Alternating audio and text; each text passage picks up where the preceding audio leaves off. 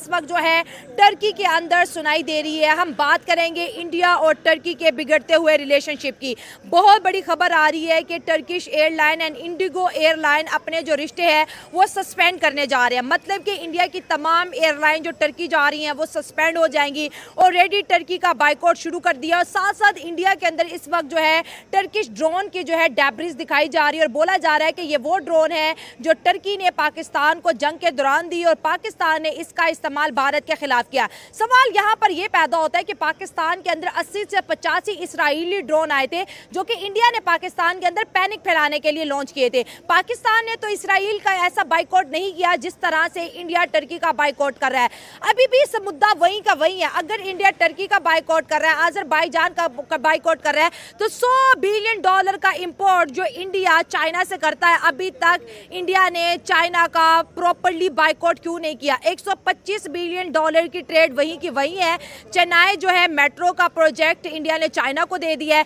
बड़ी पावर का India boycott नहीं कर रहा और अपने से जो छोटे मुल्क है उनका बाइकआउट कर रहा है, उनके लिए स्पेशल प्रोग्राम कर रहा है। और इंडिया की नई फॉरेन पॉलिसी भी मार्केट में आज लॉन्च हो चुकी है, उसके ऊपर भी बात करेंगे। उसके लिए आपको मेरा प्रोग्राम एंड तक देखना होगा। अगर चैनल सब्सक्राइब नहीं किया तो काइंडली चैनल को सब्सक्राइब करें, वीडियो को लाइक करें, इंस्टाग्राम ऐप पर फॉलो करें और हम निकालेंगे इस पूरे वॉर का जी क्रक्स कि बेसिकली चल क्या रहा है, इंडिया को किसका बाइकआउट करना चाहिए और किसका। पहले मतलब हमारी वॉर से पहले ना मतलब थोड़ा बहुत था, लेकिन जो था हमारा जयशंकर साहब और मोदी साहब ये कुछ ना मेच्योर बयान देते थे। मतलब एक इनके बयान से पता चलता था कि यार ये ना कुछ वाकई ही किसी कंट्री का जो है फॉरेन मिनिस्टर या जो प्राइम मिनिस्टर है वो एक बयान दे रहा है तो उसका कोई मतलब है जो कि समझ में आता है।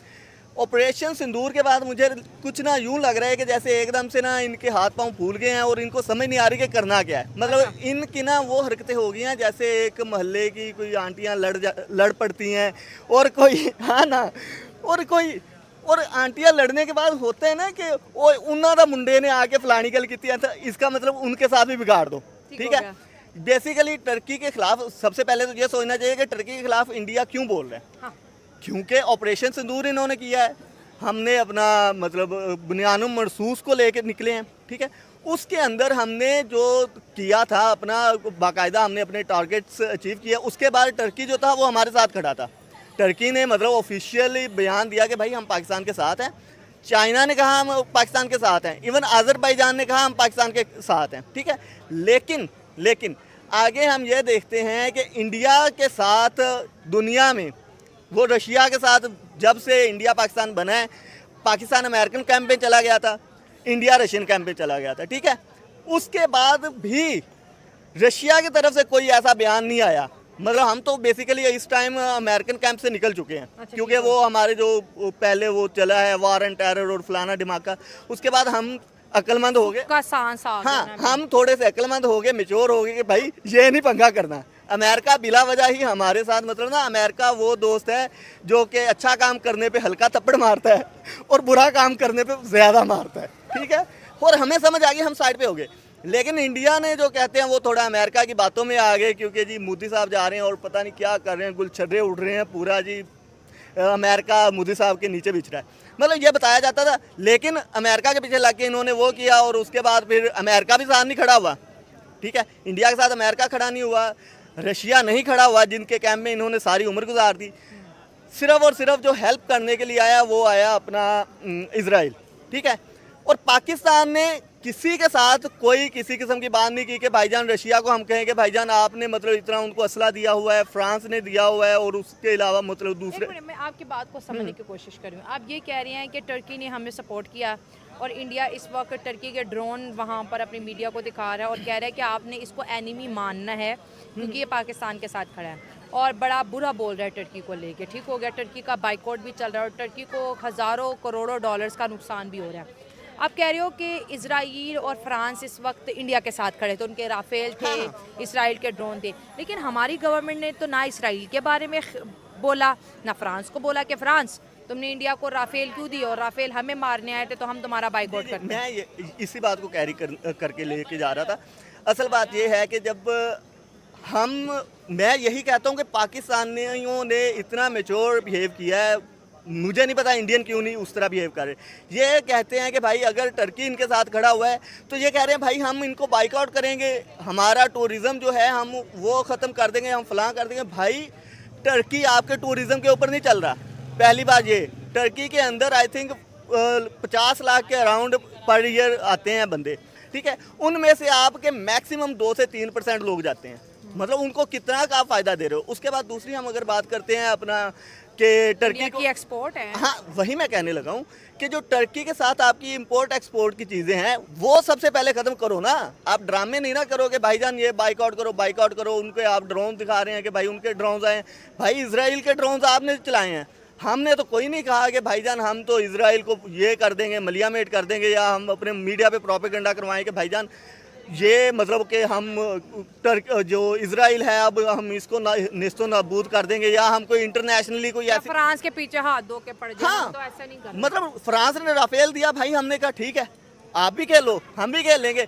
बात है हम दोनों मुल्कों की। गिला आज भी यही है, मुझे समझ नहीं आ रहा। मुझे हमारी कमजोरी या कुछ इस तरह के बहानेबाजी कर रहा है। कमजोरी पानी है ना। हाँ, पानी है ना, तो पानी तो हर किसी की कमजोरी है, हाँ, समझेंगे ठीक है, तो हाँ। अब ये इस चीज़ के बहाने कर रहा है, डरा रहा है, धमका रहा है, सो ऐसी कोई बात नहीं है। अच्छा ऐसे मुझे बताओ कि सिंध के कितने लोग ऐसे हैं जो अपना पेट खेती बाड़ी करके पालते हैं? तकरीबन आप देखें ना, तकरीबन सिंध में यही चीज़ है, तो तकरीबन 70% जो ना 70% 60% तो ये सारा उस पे जान चलता है सारा। हाँ, गरीब एग्रीकल्चर कर रहे हैं। एग्रीकल्चर वगैरह, फार्मर्स हैं, ये चीज़ें और हैं। पानी सारा सिंधु दरिया से आ रहा है उनके पास। जाहिर सी बात है, ओनली वन ऑप्शन है सिंधु दरिया से, फिर आगे से कैनाल से निकलते हैं, ठीक ये हो गया। वो निकलते हैं, बराज वगैरह निकलते हैं, जिसके थ्रू वो ज़मीन में जाता है।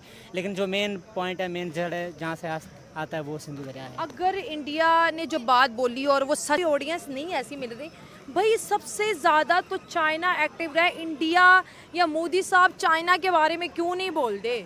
मैं आपको यही कहना, क्यों चाइना को उस तरह से बाइकआउट नहीं कर रहे जिस तरह से वो टर्की को, अजरबैजान को कर रहे हैं? नहीं चाइना को वो करते हैं बाइकआउट, आपको पता होगा अगर आप देखें ना इनका मीडिया, वो बाइकआउट करता है लेकिन खुद नहीं करते। जो हुकूमत में बैठे हैं, डीप स्टेट है, हाँ। उनको पता है इंडिया नहीं चल सकता। भाई आप बिलियंस ऑफ डॉलर्स की इंपोर्ट करते हो, $100 बिलियन इंपोर्ट जी हो रही है आप $100 बिलियन की इंपोर्ट कर रहे हैं चाइना से, तो आप किस तरह से सोच सकते हैं कि भाई हम मतलब कि उसको ख़त्म कर दें? नहीं कर सकते। आपको इस बात का पता है, आप सिर्फ मीडिया के ऊपर ड्रामे लगाते हो कि भाईजान ये कर दो वो कर दो, लेकिन नहीं। मैं समझता हूँ कि अगर हम इंडियन ऑडियंस की बात करें तो हमें समझ जाना चाहिए, हम दोनों मुल्कों की ऑडियंस को, खासकर पाकिस्तान और इंडिया, समझ जाए। हाँ आवाम को समझ जाना चाहिए कि भैया बॉयकॉट वगैरह ये सब कुछ प्रोपेगेंडा है, आपने अपनी लाइफ जीनी है। असल जो बात है, हम दोनों मुल्कों में अगर जितनी हम नफरतें बढ़ते जाएंगे, जितनी, क्योंकि मीडिया का काम ही यही है, उन्होंने अपनी टीआरपी लेनी है, उन्होंने अपनी टीआरपी अपने व्यूज़ के ऊपर कमाना है, ठीक है। वो जितना मतलब वो जहर घोलेंगे उनको फ़ायदा है, और आप अपने क्यों अपना मतलब मैं समझता हूँ कि अपना मेंटल स्टेट को क्यों ख़राब करना है। बात नहीं, अगर इंडिया में कोई बंदा बैठ के हेट स्पीच कर रहा है और उनको लाखों लोग सुन रहे हैं, अगर पाकिस्तान में कोई बैठ के इंडिया के खिलाफ हेट स्पीच कर रहा है, लाखों लोग सुन रहे हैं, उनका क्या जा रहा है? जो हेट स्पीच कर रहे हैं उनको तो फ़ायदा हो रहा है क्योंकि आप देख रहे हो, लेकिन आपका मेंटल स्टेट ख़राब हो रहा है। इसलिए हम दोनों को, हाँ इसलिए हम दोनों मुल्कों की ऑडियंस को समझना चाहिए कि हमने भाइयों की तरह रहना है, कोई मसला नहीं। मैं दुबई में रह के आया हूँ, उधर इवन जंग के दौरान भी सारे एक दूसरे के साथ बहन भाइयों की तरह, मतलब क्योंकि ऑफिस में आप भाई इकट्ठे काम करते हो, और जो भी यूरोपियन अमेरिकन कैनेडियंस जो भी आते हैं वो आके आपको देखते हैं, और आपको कोई इंडियन पाकिस्तानी नहीं बोलता, वो कहते हैं ये ब्राउन पीपल्स हैं, ठीक है। कोई ये नहीं कहता कि ये इंडियन है, ये पाकिस्तानी है, ये फलाना दिमाग है। भाई आप एक ही हैं, दुनिया की नज़र में आप एक ही हैं। आप आपस में वो बच्चों की तरह खेलते रहें तो खेलते रहें।